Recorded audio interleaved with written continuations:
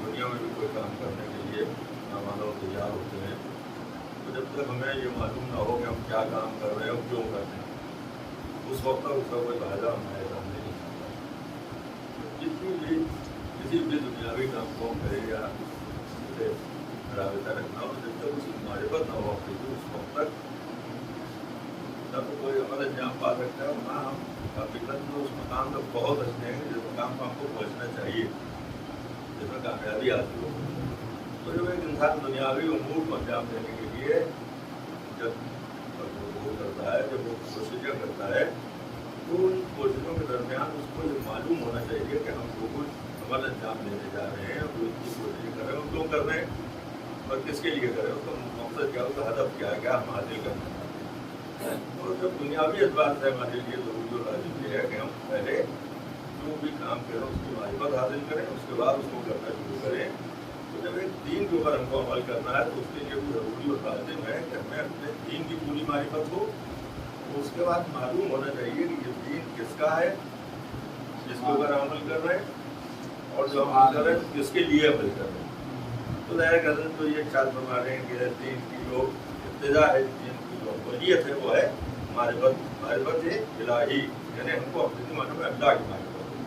तो दीन में अगर अल्लाह की मारिफत ना हो तो फिर एक इंसान दीन के ऊपर अगर अमल कर रहा है तो उसका अमल जो है वो काबिल कबूल नहीं होता अगर अदम मारिफत में अमल अंजाम दिया जाता है। जिस अज़ीमुल शख्सियत का और आपके सामने पढ़ने की मैंने इशारा की, आप ताला फरमाए कायनात आलम में उससे ज़्यादा मारिफत रखने वाली कोई शख्सियत अपने ज़माने में नहीं थी। अहले-बैत अलैहिस्सलाम के अलावा अल्लाह की मारिफत रखने वाला कोई और नहीं है। अवाम अल्लाह की मारिफत खुद से नहीं रख सकते। फरमा देखते हैं कुरान मजीद मौजूद है, लेकिन कुरान मजीद से एक इंसान कुरान मजीद को लाख पढ़ता हो, आरी हो, लेकिन कुरान मजीद से नताइज का अक्स करना उसके बस की बात नहीं। उसके लिए उसको उस दर में जाना पड़ेगा कि जो अपनी मानों में साथ मिलेगा। आपके सामने आप ज़्यादा फरमा सकते हैं कि हम जब भी किसी चीज़ को हासिल करना चाहें तो उसके मुअल्लिमीन के ज़रिए हासिल कर सकते हैं। मारिफत हमें जब भी हासिल करती है किसी और मारिफत के साथ हो जाए। अब आप ज़्यादा फरमा सकते हैं, हमारे हिंदुस्तान में बहुत से स्कूल हैं, हमारे बच्चे पढ़ते हैं, किसी बच्चे का आप एडमिशन कराने जाएँ, एडमिशन कराने के बाद वहाँ जाके कहेंगे साहब सिलेबस आपका होगा, लेकिन हम टीचर अपने साथ भेजेंगे, वो पढ़ाएगा, सिलेबस आपका हमको मंजूर है, जो किताबें हम कहेंगे वो पढ़वा देंगे, लेकिन जो मुअल्लिम है वो हमारा हो। तो क्या स्कूल वाला उसे गवारा करेगा? क्या कहेंगे? जहाँ हमारे यहाँ का अगर सिलेबस है तो टीचर भी हमारा ही हो, वही पढ़ाएगा। या किसी से आप जाके कहेंगे ठीक है टीचर आपके यहाँ के वो हमारे बच्चे को पढ़ाएंगे, लेकिन सिलेबस हमारा होगा, किताबें हम जो चाहेंगे वो पढ़वाएंगे, वो भी नहीं मुमकिन हो सकता है। इसका मतलब ये है कि जहाँ की किताबें होती हैं, जहाँ का सिलेबस होता है, वहीं का मुअल्लिम भी होता है, वहीं का टीचर भी होता है। तो दुनियावी एतबार से जब आप देखते हैं तो यहाँ जब इस बात का इम्कान नहीं है कि किताबें किसी की हो तो पढ़ाए कोई और पढ़ाने वाला कोई और हो, किताबें कहीं और की हो, तो जहाँ की किताबें वहीं का मुअल्लिम होगा। तो इसलिए परवरदिगार आलम के यहाँ भी यही होगा कि अगर उसने कुरान भेजा है तो कुरान के मुअल्लिमीन भी उसी की तरफ से होंगे। कोई इंसान अगर चाहे कि हम पढ़ाने के होगा तो नहीं पढ़ा सकता।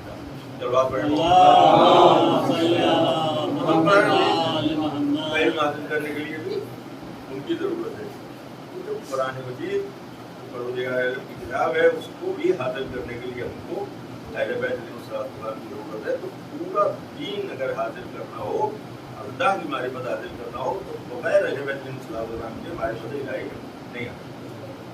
तो बहुत मशहूर बातें हैं जो आप नमाज फरमाते रहते हैं कि हज़रत अमीरुल मोमिनीन इब्न अबी तालिब अलैहिस्सलाम कितनी इबादतें आप करते हैं। हज़रत की इबादत का ये आलम है कि आप बहुत सुनते रहते हैं कि पैर में तीर लग गया, तीर निकाला नहीं जा सकता, इतनी तकलीफ है। हज़रत पैगम्बर अकरम ने फरमाया जब नमाज़ पढ़ो तो निकाल लें। जब वो नमाज पढ़ रहे थे उस वक्त ये निकाल लिया गया, उनको पता भी नहीं चला। बाद में जब उन्हें जब हमने देखा तो मालूम हुआ कि क्या हुआ। तो मतलब परवरदिगार आलम की अगर मारिफत न हो तो इतना ज़्यादा परवरदिगार आलम की बारगाह में तो वो खुशबू नहीं हो सकता। हम लोग पढ़ते पढ़ने के लिए नमाज पढ़ जाने कितने कितने ख्यालात इधर आते रहते हैं, जाने कहाँ से चला जाता है, मुंतजिर होता है। या मसलन किसी ने आके हज़रत फातिमा ज़हरा सलामुल्लाह अलैहा ये कहा कि भाई आज अली का इंतकाल हो गया, किस हालत में तुमने देखा? कहा कि वो नमाज पढ़ रहे थे, नमाज पढ़ने में सजदे में गए, उस सजदे में जाके उनका जिस्म अकड़ गया और वो इस दुनिया से रेलत कर गए। ज़ाहिर ये ज़ाहिरी तौर पर एक इंसान देखने वाला जो है हज़रत मुमिनीन को कि वो रेलत कर गए हैं, अकड़ गया है जिस जब शहजादी से कह रहा था शहजादी ज़हरा को मारिफत हज़रत मुमिनीन है वो जानती है अली को। तो उन्होंने कहा कि नहीं, तुमने देखा है, तुम्हारी ज़ाहिरी आंखें देख रही है कि वो खौफ हो गए, उनके इंतकाल हो गया, मगर अली का नमाज में अक्सर ऐसा हाल हो जाता है। अब आप इंसान से बताइए कि इसके तीर पैर से निकाला जा रहा है, उसे खबर न हो, जिसको दूसरे लोग ये समझ रहे हैं कि वो दुनिया से रुखसत हो गए, ऐसी हालत है, कितनी मारिफत इलाही हज़रत अमीरुल मोमिनीन को होगी कि जिस वजह से ऐसे हालात उनके साथ होते हैं। सब बात पढ़े अगर मारिफत इलाही हासिल करना तो एक इंसान को किन्हीं अमीरुल मोमिनीन से जब पूछा ऐसी इबादत आप करते हैं, दो इबादतों के नमूने आपके साथ पेश किए, इतनी अल्लाह की आप इबादत करते हैं, इस तरह के हालात हो जाते हैं। मुझे बताइए कि आपने अल्लाह को देखा है या बगैर देखे उसकी इबादत करते हैं? ज़ाहिरी तौर पर अल्लाह के देखना मुमकिन नहीं है, लेकिन जब मौला ये कह रहे हैं कि तुम क्या ये समझते हो कि बगैर देखे हम अल्लाह की इबादत करते हैं, तो ऐसा हो जाता है कि जिसे देखा ही नहीं जा सकता उसको कैसे देख के इबादत करते हैं। तो उसकी वजाहत ये अगर हज़रत अमीरुल मोमिनीन न करे तो ज़ाहिर कंफ्यूजन में पड़ जाएगा इंसान। तो कहा कि अल्लाह को इन ज़ाहिरी आंखों से नहीं देखा जा सकता, उसको देखने के लिए बातिनी आंखों की जरूरत है। अब ये बातिनी आंखें क्या हमारे पास हैं? क्या हम उन बातिनी आंखों से अल्लाह को पहचान सकते हैं? तो अल्लाह को पहचानने के लिए किसी भी इमाम में ऐसा कोई शब्द नहीं है जिसके बाद वो आंखें मौजूद हो, बल्कि वो आंखें अगर किसी के पास है तो वो ज़वात मुक़द्दस है अहले बैत अलैहिस्सलाम के साथ। उसके अलावा कोई ऐसा नहीं है जो वो मारिफत रख सकता हो। लेकिन जब अल्लाह की मारिफत हासिल करना होगी तो इसी दरबार में बगैर इस तरह को बनाए मारिफत इलाही मुमकिन नहीं है। अब जब हम मारिफत इलाही थोड़ी सी भी हासिल करेंगे तब हमें पता चलेगा कि जो हम इबादत कर रहे हैं तो किसकी इबादत कर रहे हैं, यह हमें मालूम होना चाहिए क्यों कर रहे हैं, इबादत करने का मकसद क्या है हमारी। तो आज में बहुत होना है अल्लाह किसी फरमाए कि फरमाया बिस्मिल्लाहिर्रहमानिर्रहीम, हमने नहीं खल्क़ किया वमा खलक़तुल जिन्ना वल इंसा इल्ला लियअबुदून, हमने नहीं खल्क़ किया है जिन्नात व इंसानों को मगर इसलिए को हमारी इबादत करें। तब जब इबादत के मैदान में इंसान आएगा, अगर उसे यही न मालूम कि हम किसकी इबादत कर रहे हैं और क्यों इबादत कर रहे हैं, तो फिर उसकी इबादत जो है बेकार हो जाएगी। यार इबादत के लिए ज़रूरी और लाजिम ये है कि उसको मारिफत इलाही भी हो और उसके बाद ये पता हो कि हम जो इबादत कर रहे हैं वो क्या है। जहाँ तक आपको अपने बच्चों के लिए ज़ाहिर बहुत माजरे के साथ सुनते रहते हैं और उनके सामने भी सारे वाक़यात सारी बातें हैं। बच्चों के लिए बात है कि जब हमें ये मालूम हो कि हम नमाज किसके लिए पढ़ रहे हैं और क्यों पढ़ रहे हैं और नमाज में क्या पढ़ रहे हैं, तब जाके उसके लिए एक नमाज जो है ये आगे बन रहेगा। वो भी खुदो खुदू के साथ, अगर मसलन दिमाग कहीं है दिल कहीं है तो खाली उठ बैठ रहे हैं तो ये नमाज जो है ये काबिल कबूल भी नहीं।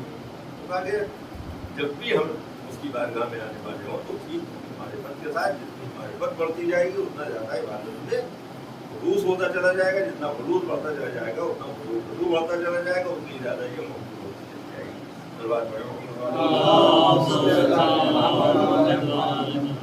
उसके बाद कहा गया कि तुम जो इबादत कर रहे हो उसमें अखलास होना चाहिए, अल्लाह ही के लिए कर रहे हो, रियाकारी नहीं होना चाहिए। औकात सुनते रहे तो ये ना हो कि जब अकेले नमाज पढ़ रहे हैं तो बड़ी खटाखट जल्दी जल्दी पढ़ ली और जब मालूम हुआ कुछ देख रहा है नमाज पढ़ते हुए हमको तो उसमें हम बहुत देर लगा रहे हैं और बड़ी खुशबू के साथ वो धीरे धीरे पढ़ेगा। नहीं, जिस तरह तुम पढ़ते थे उसी में तुम्हारा मुलूक बरकरार रहेगा।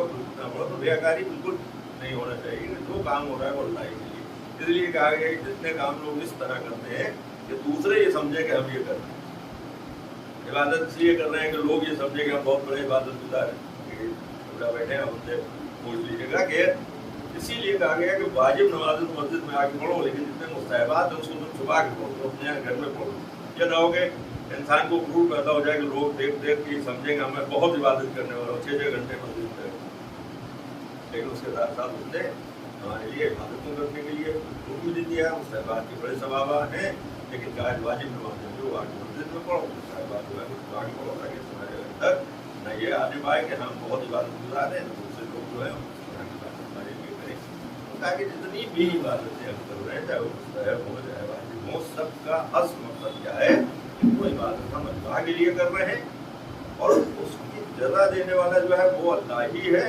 उसके अलावा दिखावे के लिए कोई ना हो, यानी किसी भी हमारे अमल में रियाकारी, फिर रियाकारी होगी तो उसका अजर है वो खत्म हो जाएगा। शुरुआत बड़े अब ये जो मारिफत है अल्लाह की, उसको हासिल करने का हमारे पास जरिया क्या कि आप सवाई की तरह से वाबस्ता होगा तो हासिल कर सकता है।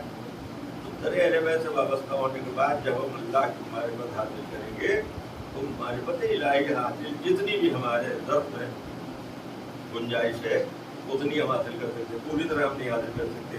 जैसे उनके पास थी, जैसे हज़रत ने इरशाद फरमाया अगर पर्दे हटा भी दिए जाए तो यकीन में इजाफा नहीं होगा।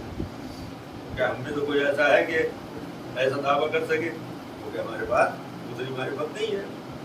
तो हज़रत अमीरुल मोमिनीन ने खुद ये इरशाद फरमाया कि देखो तुम्हारा इमाम जो है वो है कि जिसने एक जौ की 2 रोटियां और 2 लिबास में अपनी जिंदगी गुजार दी, खजाने भरे हुए हैं ज़ाहिरी हुकूमत में जब है बैतुल माल में, लेकिन हज़रत अमीरुल मोमिनीन उसमें से कुछ नहीं लेते।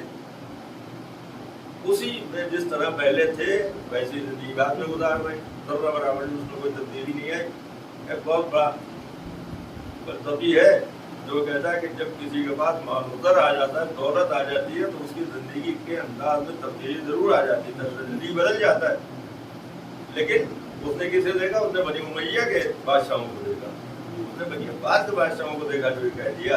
तो हमें कहते हैं कि अगर वो अमीरुल मोमिनीन की ज़िंदगी को देखता तो कभी ये न कहता कि जब माल-उज़र आ जाता है तो तब्दीली आ जाती है, क्योंकि हज़रत अमीरुल मोमिनीन जैसे पहले थे वैसे ही तब से हुकूमत में आने के बाद भी रहे। ये सारी जिंदगी का जो अमल हमारे सामने आता है, तो सीरत हमारे सामने आती है कि जो अमल है वो अल्लाह ही के लिए और खुलूस और क्या जो अले हम वो है जब हम उसका होंगे तो वहाँ तक पहुँच सकते हैं। पूरे मुमलिकत के सरबराह हैं, बैतुल माल में माल-उज़र भरा हुआ है। उसके बाद क्या है, आप बहुत मतलब सुनते रहते हैं कि अगर भाई भी तलब कर रहा है तो उसको उसके हक से ज़्यादा नहीं देते। अभी आगे मांग रहे हैं बच्चे साथ में, लेकिन उससे ज़्यादा नहीं देते, बल्कि वो क्या करते हैं कि एक लोहे का टुकड़ा गर्म किया और उसके बाद उसको उनकी तरफ बढ़ाया तो उन्हें अपने आप को पीछे हटाना शुरू कर दिया। अब हज़रत अमीरुल मोमिनीन क्या कह रहे हैं कि भाई तुम इस छोटे से लोहे के टुकड़े से जो गर्म है जल रहा है, इससे अपने आप को बचा रहे हो और अपने भाई को तुम जहन्नुम की उस आग की तरफ ढकेलने की कोशिश कर रहे हो। उसका मतलब क्या है कि अगर मारिफत इलाही हमारे पास मौजूद है, थोड़ी सी भी मारिफत जितना हमारा दर्द है उतनी मौजूद है, तो कभी भी कोई हम मासियत ऐसी नहीं करेंगे कि जिससे जहन्नुम की तरफ हमको जाना पड़े माज़अल्लाह, बल्कि हर अमल वो होगा कि तो जन्नत की तरफ हमको बुलाने वाला हो। तलवार पर जो अमल करता है वाबस्ता, बस वो इसलिए कि हम अल्लाह की बारगाह में जाए और जन्नत हमारा पत्थर हो। इसलिए कहा है इमाम मासूम ने कि तुम्हारे नफ्स की कीमत जो है वो जन्नत के अलावा नहीं है कुछ, हमारे नफ्स की कीमत जन्नत के अलावा कुछ नहीं है, लिहाजा उससे कम पर कभी तुम अपना सौदा न करो। अगर मारिफत है तो फिर किसी हुकूमत के ओहदे के लिए हमारा नफ्स नहीं बिकेगा।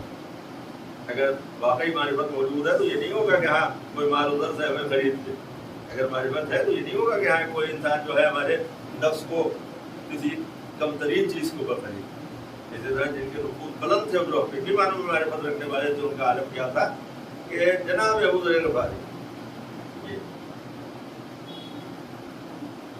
बर सरे दरबार जो हाकिम है उसको टोकते हैं जब वो गैर शरई काम करते हैं। मतलब सोने चांदी के बर्तन में खाना खाना मना है, ये तो अगर वहाँ दरबार में खाया जा रहा है तो उसको टोकते हैं कि क्योंकि रसूलुल्लाह ने मना किया है, ये तो उसकी इजाजत नहीं देती, ये गलत है कि तुम सोने के बर्तनों में चांदी के बर्तन में खाए। शराब पीना मना है, लिहाजा वो सरे दरबार हाकिम को टोक रहे हैं। हिफाज़त शरीयत के लिए वो कोशिशें कर रहे हैं। ये क्यों, किसके लिए कर रहे हैं? मालूम है कि दरबार ऐसा है कि इससे हमें सजा भी मिल सकती है और हमारे ऊपर तशद्दुद भी हो सकता है, लेकिन उसके बावजूद भी क्योंकि हमारे बच्चे हमें ये रखते हैं लागी, तो ये चाहते हैं कि जो हिफाज़त शरीयत है वो अपनी ईमानों में हो सके। और ये मुहिब अहले बैत अलैहिस्सलाम की शादी होना चाहिए कि कभी वो कोई ऐसा काम न करे जो अहले बैत अलैहिस्सलाम की मर्जी के खिलाफ हो, या तो हर वो अमल अंजाम दिया जाए कि जिससे अहले बैत भी खुश हो, परवरदिगार आलम की बारगाह में हमारी कामयाबी भी हो। क्या होता है कि करना कि मदीने से शाम भेज दिया गया कि वो ज़्यादा जाते रहे, वहाँ भी उनका वही अंदाज रहा, फिर उनको मदीने भेज दिया गया, वहाँ भी वो काम करते रहे। अब देखिए दुनिया जब खरीदना चाहती तो क्या होता है, तो उनके पास पैसों की एक थैली भेजी और कहा ये खलीफा ने आपके लिए ख़ास तौर पर भेजी, ये आप ले लीजिए। तो उन्हें कहा ये बताओ कि अगर मुझे भेजिए तो क्या मेरे जैसे तमाम लोगों को भी भेजा है? कहा कि नहीं, आप किसी को नहीं भेजा, सिर्फ आपको भेजा है। तो मेरे ही लिए क्यों इनायात है, इसको वापस ले जाओ, मैं नहीं लूँगी। फिर दोबारा आया, ये ख़ास अपना पैसा है जो उसने दिया है, फिर उन्हें वापस कर दी। अब तीसरी बात है कि हुकूमतें जो है किस तरह से एक इंसान को उसके दीन से दूर करना चाहती है, लेकिन अगर हमारे बंदे हफ्ते की उसके बाद मौजूद है तो उसका आदम क्या होगा। अब एक शब्द जो आया तो उसने आके कहा कि आप ये बताइए कि क्या आप ये नहीं चाहते कि गुलाम आज़ाद हो जाए? मैंने कहा एक क्या सारे गुलाम आज़ाद हो जाए? मैं तो ये चाहता हूँ, सच्चा चाहने वाला अहले बैत का, मैं तो चाहता हूँ सारे गुलाम आज़ाद हो, एक ही क्या बात है। तो कहा फिर मैं गुलाम हूँ, ये थैली पैसों की आप ले लीजिए ताकि मैं गुलामी से आज़ाद हो जाऊँ। देखिए कितनी बड़ी सियासी चाल है ये। दुनिया में आज भी आप देख सकते हैं बड़ी बड़ी सियासी चालें चली जाती हैं ताकि अपना लिया जाए, दीनदार लोगों को अपना लिया जाए। मालूमाते रहते हैं और देखते रहते हैं माशरे में तो क्या है। अब जनाब बुखारी क्या कहते हैं, कहते तुमने बिल्कुल सही कहा, अगर ये थैली मैं ले लूँगा तो तुम गुलामी से आज़ाद हो जाओगे, लेकिन ये सोचो कि तुम गुलामी से आज़ाद हो जाओगे, मैं हमेशा के लिए गुलाम हो जाऊंगा। तो कहा अगर मान लो ये वो कबूल कर ले तो इसका मतलब उनको गुलाम बनाने की कोशिश की जाए, उनको उस सीरत से हटाने की कोशिश की जाए जिस सीरत को अमल करते हैं। अब उनके साथ क्या हो रहा है आपने सुना कि पूछा जा रहा है कि आपको सबसे खराब जगह कौन सी लगती है? उन्होंने कहा रब्जा। क्यों कहा, क्यों खराब जगह बताई? नहीं होता तो क्या करता, वो जो अच्छी जगह लगती थी उसका नाम बता दे, भेज दिया जाएगा वहाँ, जानते थे वहाँ भेज दिया जाएगा, आराम से जिंदगी गुजरेगी। लेकिन क्योंकि रसूलुल्लाह ने ये इरशाद फरमाया था कि जमीन के ऊपर और आसमान के नीचे अबू ज़र ग़िफ़ारी तो कोई सच्चा नहीं है, तो लिहाजा सदाकत और रसूल पेश करते हुए ये कह रहे हैं कि मुझे रब्जा सबसे ज्यादा भेज दिया चले जाए। अब देखिए जो इनकी अज़मत है, जो इनका मर्तबा है, जो ये अल्लाह की राह में अमल अंजाम दे रहे थे पूरी मारिफत के साथ, पूरी मारिफत अहले बैत के साथ, मारिफत इलाही के साथ, उसका सिला जो है वो क्या? हुकूमत की तरफ से ये ऐलान हुआ है कि कोई भी सरहद मदीना तक अबू ज़र ग़िफ़ारी को पहुँचाने नहीं जाए। हुकूमत के नुमाइंदे मौजूद हैं, ये देखने के लिए कोई आता तो नहीं है, लेकिन जहाँ हुकूमत की तरफ से ये ऐलान किया गया है कि कोई अबू ज़र ग़िफ़ारी को पहुँचाने सरहद मदीना तक नहीं जाएगा, वही हज़रत मौला मुस्तफ़ा अपने घर में हसनैन अलैहिस्सलाम से कह रहे हैं कि बच्चों के चचा को सरहद मदीना तक पहुँचाने नहीं चलोगे? सलवात पढ़े मोहम्मद। और दोनों बच्चे तैयार हो रहे हैं।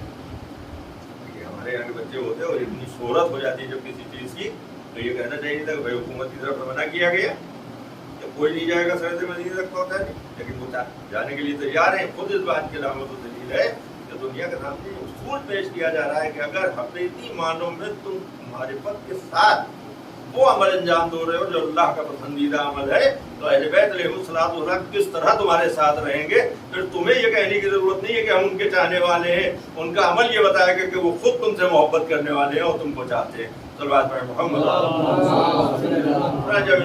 दोनों बेटों को लेके सरात मदीना तक आए, मुखालिफत हुई, तकरार हुई इज्जत ली की, लेकिन उसके बाद भी वो पहुंचाने के लिए आए, हीरे से लगाया, आने वाले हालात से उनको मुतला किया और खुद इस बात की अलामत होता है कि हम सिर्फ राय खुदा में पूरी मारिफत के साथ कोई अमल करें तो वो ऐसा अमल हो जो अल्लाह की लिए वो खालिस अल्लाह के लिए और अहले बैत की उसमें कुछ मुक्ति हासिल हो सके। अब मैं इस बात के लिए आपको इतनी रहमत मैंने दी कि जब हर अमल जो है उसके साथ मारिफत के साथ जब तक न हो जब तक कामयाबी नहीं होती, तो ये बताइए इंसाफ से कि क्या ये अज़ादारी हमारी जो है ये किसके लिए हम कर रहे हैं?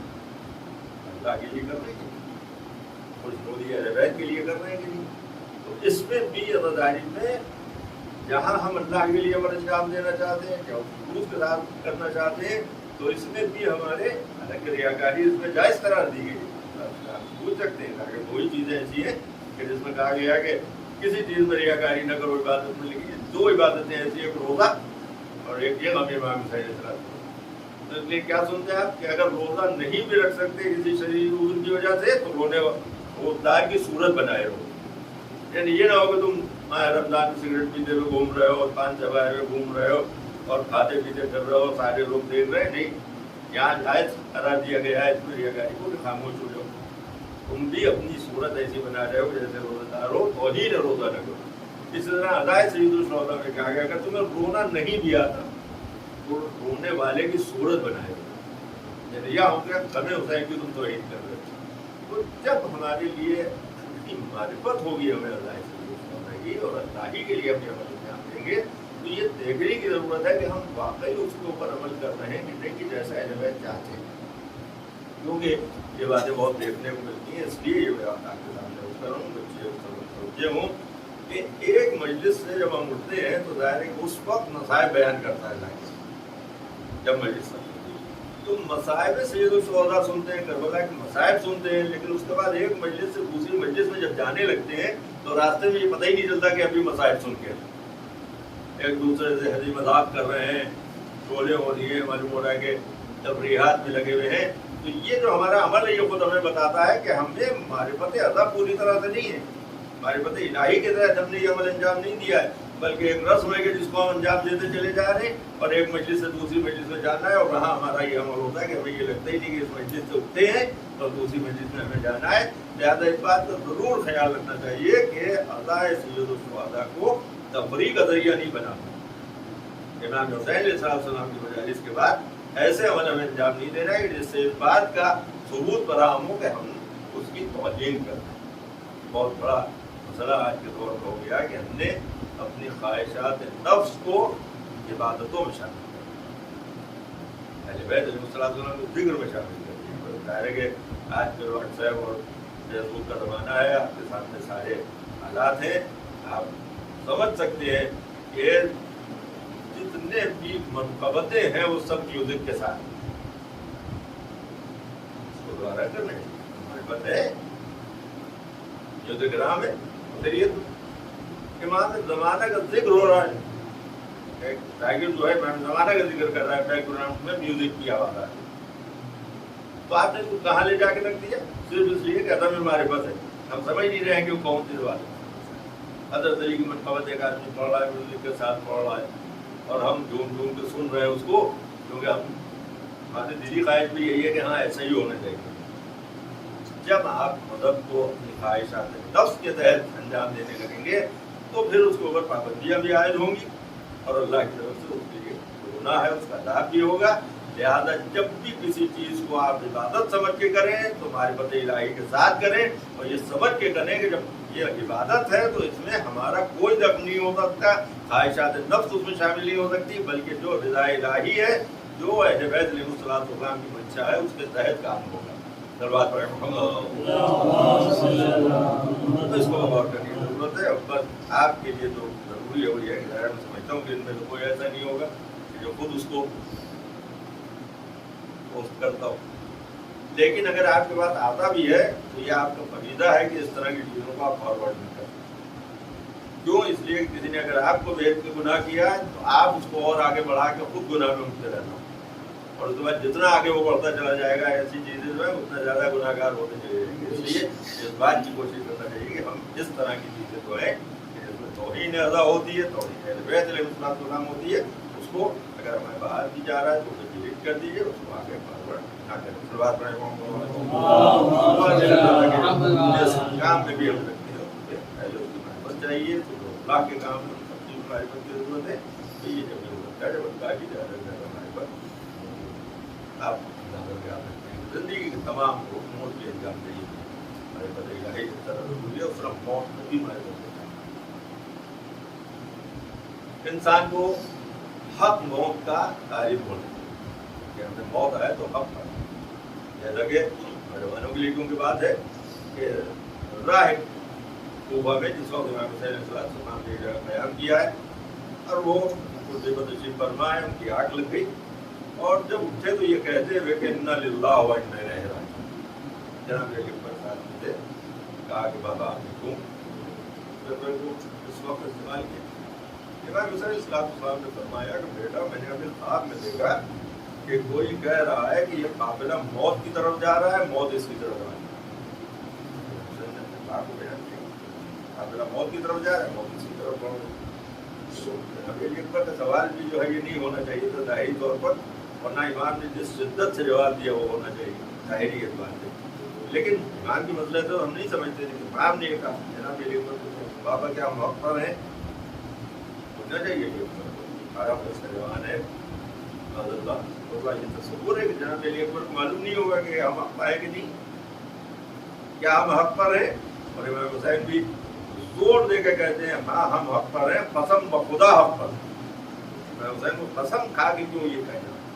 आप यकीन कीजिए कि इमाम हुसैन और अली अकबर दोनों जो है जानते हैं कि हम हक पर हैं, कसम खाने की जरूरत नहीं है। लेकिन अली अकबर के सवाल और इमाम के जवाब के जरिए अब तक एक पैगाम पहुंचाया गया है कि देखो जब भी मौत का तस्वुर हो तो हक मौत आए इसका तुम अपने अंदर तैयार कि कभी मौत जो है वो बातिल मौत ना होना चाहिए, हक मौत के ऊपर तुम्हारी जिंदगी में खाली हो। तो वहाँ के बाद शब आशूर के मंजर को आप मुलाजा फरमा सकते हैं। वहाँ भी आप देखिए तो आमतौर पर जुदागिरीन पहुँचते हैं खुदा के जब जनाब कासिम से पूछा कि बेटा ये बताओ कि तुम्हारे नजदीक मौत का मजा क्या है, उन्होंने कहा अगर हक पे आने वाली है तो शहद से ज़्यादा चाहिए। तो ये होता है कि बच्चों क्योंकि मीठी चीज़ें पसंद होती हैं इसलिए जनाब कासिम ने ये जवाब दे दिया। लेकिन आप मेन कीजिए कि ये बातें विसारत के बच्चे यहाँ ज़ाहिरी चीज़ों को नहीं देखा जाता है, उस तरह की बातें नहीं होती जैसे हमारे यहाँ के बच्चे करते हैं। और क्या कासिम ने जो कहा है कि अगर हक पे आने वाली मौत है तो शहद से ज़्यादा शीरी है, जनाब अली अकबर ये बताना चाहते हैं कि जब मौत की तमन्ना करना हो तो हक मौत की करना, और कासिम ये बताना चाहते हैं कि मौत जो हक पर आने वाली है उसकी मिठास का तुम अंदाजा नहीं लगा सकते। यानी जब भी हक पर मौत आएगी तो उसकी मिठास क्या होगी उसका अंदाजा तुम नहीं लगा सकते। लिहाजा उन्हें ये बता कि शहद से ज़्यादा शीरी है। अगर ये कहते हैं कि शहद की जैसी है अंदाजा हो जाता ना, क्या भाई जैसा शहद मीठा होता वैसी है। लेकिन क्या कहा कि शहद से ज़्यादा शीरी है।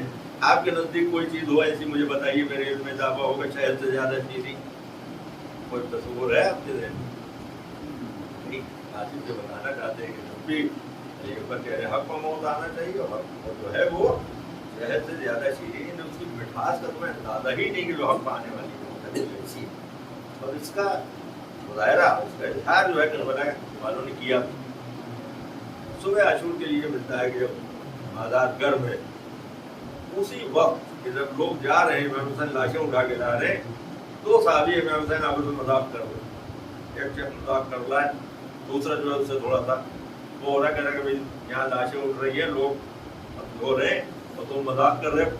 उसने कहा तुम जाके मेरे कबीले में अगर मालूम करो, मैंने कभी मजाक को अपना शियार नहीं बनाया, लेकिन इस वक्त जो मैं खुश हो रहा हूँ, इस वक्त जो मैं ये मजाक कर रहा हूँ ये सिर्फ इसलिए है कि अभी थोड़ी देर के बाद हमारे जिस्मों के ऊपर तीर पड़ेंगे, तलवारें पड़ेंगी। ये सब किसके लिए पड़ेंगी? कहा हुसैन की मोहब्बत में पड़ी। तो जाहिर है कि इससे बेहतर कोई मौत हो ही नहीं सकती। अब जब ये मजाक करके खुश हो गया इस मौत को गले लगाना चाहता है, یہ ثابت بھی کر رہا ہے کہ حقیقی معنوں میں یہ والی موت اتنی زیادہ شیریں ہے کہ اس کے آگے شہد کا بھی مطلب کوئی اہمیت نہیں رہا، لہٰذا اس کو ہم عادل کرنے کے لیے یہی وجہ ہے کہ آپ نے دیکھا کہ ایک کے بعد ایک حسین کو جان نثار بڑے بڑے حسین سب ملا کر آگے لا رہے یہاں دل آ گئی. یہ آپ سماعت فرما رہے تھے کہ 6 مہینے کا بچہ ننا پہلی اصغر بھی قربان ہو گیا. امام حسین علیہ السلام کی بھی لہد بنا دی. اور اس کے بعد آپ سنتے رہتے ہو علماء کی طرف سے کہ کیونکہ مستحب ہے کہ قبر بنانے کے بعد اس کے اوپر پانی ڈالا جائے تو پانی تو بولا کہ میں موجود 7 محرم سے جو بچہ ننا پہلی اصغر پیاسا تھا کتنا، مگر امام حسین نے کیا کیا کہ قبر علی اصغر پہ اتنے آنسو بہائے کہ قبر علی اصغر تر ہو گیا. خیمے میں آ کے بیٹھے چند اشعار پڑھے، اور جو اشعار جو پڑھے تو اس کا مطلب یہ تھا کہ امام حسین کو خود میدان کارزار جانا ہے. جناب زینب نے جب یہ اشعار سنے تو تڑپ کے آئی بھائی کے خیمے میں، کہا بھیا کیا ان اشعار کے ذریعے اپنی شہادت کی خبر دے رہے؟ جناب زینب نے کہا بہن اب کوئی اور چارہ کار نہیں، اس کو جانا ہے میدان کارزار میں. بس یہ سننا تھا کہ جناب زینب کو غش آ گیا. اب آپ نظر پر مانتے کہ جب کسی کو غش آ جاتا، کوئی بے ہوش ہو جاتا ہے تو سب سے پہلی ضرورت پانی کی ہوتی ہے ہوش میں لانے کے لیے. وہی کربلا کا پس منظر اصغر کے لیے قطرہ پانی 7 محرم کو نہیں، پانی کیسے ہوش میں لایا جائے گا؟ بس اگر علی اصغر کی قبر والا واقعہ سامنے نہ ہوتا تو پتہ نہیں چلتا کیا تھا کہ جناب زینب کو ہوش میں کس طرح تھا. اب میں سمجھتا ہوں شاید یہی ہوا ہوگا کہ زینب کے چہرے پہ اتنے آنسو بہائے ہوں گے کہ چہرے پہ جب آنسو نام کے پڑے ہوں گے تو وہ آگے بول کے دیکھا ہوگا. اور اس کے بعد اب السلام صبر آ گیا. اچھا بھیا جائیے، خدا آپ نے سب کی بہن اجازت دے رہی ہے، لیکن ذرا اتنا کیجیے کہ بندے گلو کھول دیں. سنا گلے کے بند کھولے. زینب نے بوسے لی. یہ کیا کیا؟ کہا یہ ماں کی وصیت تھی، جب حسین وقت آیا تھا رخصت کے لیے آئے تو اس کے گلے کے بوسے لے لینا، کیونکہ یہ وہ گلا ہے جہاں شمر کا خنجر ہے. اور اس کے بعد امام نے کہا تم بھی اپنے بازوؤں سے ردا ہٹا دو. جب جناب زینب نے بازوؤں سے ردا ہٹائی تو بازوؤں کے بوسے لے کے کہا بھیا آپ دیکھ کے کیا کہ یہ بھی وصیت تھی جس کی تکمیل کی، کیونکہ میرے بعد ان بازوؤں میں حسن بات بس اب آپ نے پیدا فرمایا ہے کہ جناب امام حسین علیہ السلام کی شہادت ہوئی اور آپ حسین و کربلا حسین و کربلا کی آوازیں بلند ہو گئی. ظالم خیام حسینی میں آ گئے، مال اور بال لوٹ لیے گئے، بیویوں کے سروں سے رضائیں چھین لی گئی. شہزادیاں امام سے اجازت دے کہ ابھی آپ سن کے آئے، خیموں سے باہر نکلی، وہاں محمد و عالیہ کے نعرے لگائے. وہ جناب زینب کچھ فرائض ہے جو انجام دے رہی ہے. کہا فرائض کیا کہتا ہے کہ میں نے دیکھا کہ بلند و بالا بیوی بار بار ایک خیمہ ہے جلتا ہوا جس کے آگے بڑھتی ہے پیچھے ہٹتی ہوں، جلتے ہوئے خیمے پھر آگے بڑھتی ہے پھر پیچھے ہٹتی ہوں. میں نے پوچھا کہ آپ کا کوئی قیمتی سامان ہے جو اس خیمے میں رہ گئے؟ دنیا پرست آدمی ہے، لہذا دنیاوی اعتبار سے پوچھ رہا ہے کہ کیا کوئی قیمتی سامان رہ گیا؟ کہتی ہے ارے ہمارے پاس قیمتی سامان کہاں، میرا بھتیجا سید سجاد ہے جو اس خیمے میں ہے جلتے ہوئے. وہ کہتا میں نے دیکھا کہ اس جلتے ہوئے خیمے میں شہزادی تشریف لے گئی اور اس کے بعد اپنے کاندھے پر داد کے جناب اب وہ آپ جامع بڑی پر فرماتے رہتے ہیں.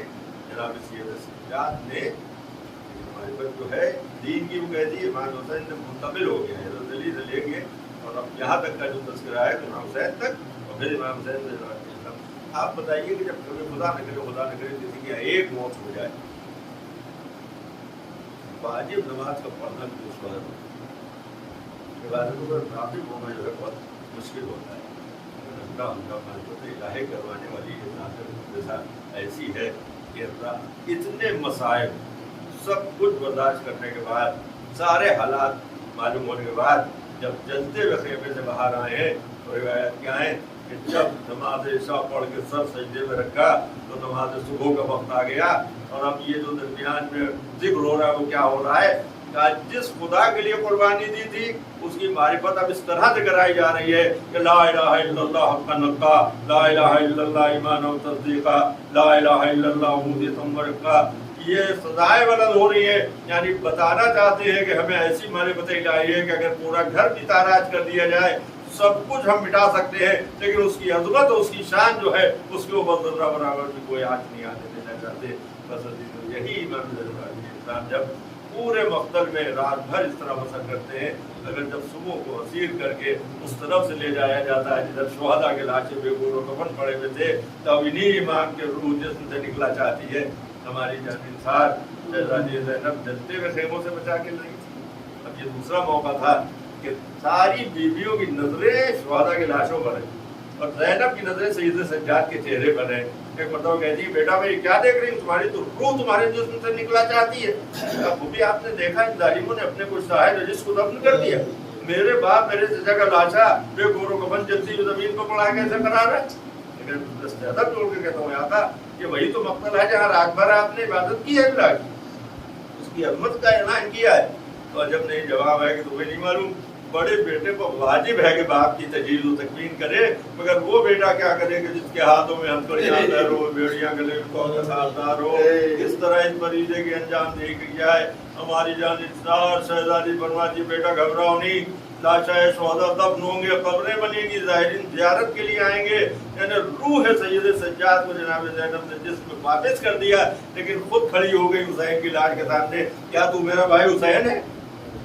देखिए, अगर ये सवाल जो है इसलिए हो कि पहचान नहीं रही, मारिफत लाश की नहीं है, तो फिर ये सवाल नहीं हो सकता। यदि जानती है कि ये हुसैन की लाश है, उसके सामने खड़े हो गए, नहीं क्या तो मेरा भाई हुसैन है, इसका मतलब है लाश पर घोड़े दौड़ाए जा सकते। लाश को इस तरह पामाल किया जा चुका है कि फर्जंद ज़हरा ज़मीन गर्भ पर है, मगर इधर की पसलियाँ उधर हो गई, उधर की इधर हो गई। जब जनाब ज़ैनब मुखातिब कर रही हैं, इसलिए पूछ रही क्या तू मेरा भाई हुसैन है। यानी अगर तेरी मारिफत हो जाती लोगों को, तो तेरे साथ कभी ये सलूक न किया जाता कि सैयदा के लाश को पामाल किया जाए। रुख कर दिया मदीने का, ए नाना आपके जनाजे पर मलका है, तमाम आपने नमाज पढ़ी, आपका ये फर्जंद रहे कि गर्भ पकड़ा है, कौन है कि नमाज पढ़ा है, कौन है।